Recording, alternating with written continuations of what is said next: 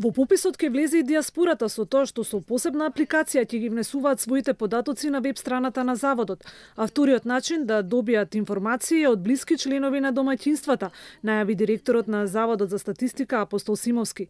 Целта е да се добие бројка колку лица се иселиле од земјата, вели тој. Нека не се плаши никој, со оглед на тоа што овој попис ќе биде, во овој попис ќе се користи така наречениот комбиниран метод, се ќе се проверува, значи ние користиме и регистри, се ќе се провери, било кој не може да се протне никој кој што не би требало да биде единица на попис. Според Симовски ќе се регистрира времето за престој на лицата во странство, но не кажа прецизен рок. За оние кои што сезонски одат да работат во странство, на пример, е времето колку што ако се наоѓаат во моментот во странство, колку се таму.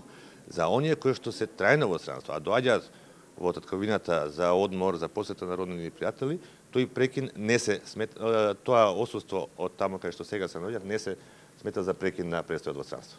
За воведувањето на етничката графа во пописот, Симовски рече дека тоа го сторил под притисок на јавноста, иако неговите сугестии беа да нема таква графа. На терен ќе оди само еден попишувач, а само во оние мешани средини каде што има лица од различни етнички заедници што говорат различен јазик, заради можноста да се попишат на сопствениот јазик, има двајца па и повеќе попишувачи, но само во тие случаи. Законот за попис се уште не е усвоен на владина седница.